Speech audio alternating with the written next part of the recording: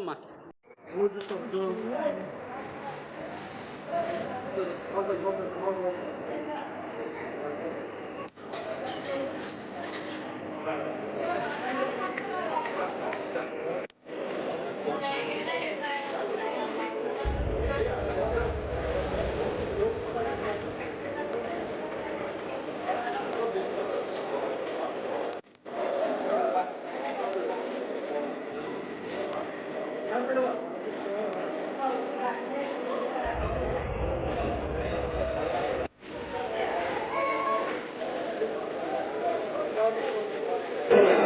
అదేవిధంగా ఈరోజు వృత్తిలో కూడా ఇన్స్పెక్టర్ గారు స్టాఫ్ సహాయంతో చేస్తున్నాం.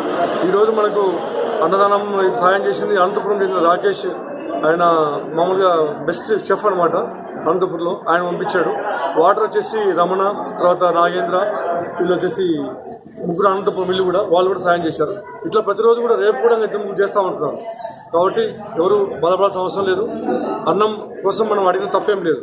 కాబట్టి ఎవరు సిగ్గుపడకుండా అన్నం గురించి భోజనం గురించి కావాలని కానీ తాడిపత్రులు కానీ ఇక్కడ కానీ మాకు సంప్రదిస్తే మేము ఏర్పాటు చేస్తాం. కాబట్టి దానివల్ల ఎవరు కూడా ఇబ్బంది పడకూడదని మా భావన. ఇక ముందు కూడా పోలీస్ డిపార్ట్మెంట్ తరఫున ఇటువంటి కార్యక్రమాలు తప్పకుండా కొనసాగిస్తాం. ప్రతిరోజు మేము చూస్తున్నాం రోడ్ల మీద కానీ పాపం ఇంతకుముందు దేవాలయాల దగ్గర సత్రాల దగ్గర ఉండి వాళ్ళు అక్కడ భక్తులు పెట్టే భోజనాలు తిని ఉండేవాళ్ళు. దిక్కులేని అనాథలు.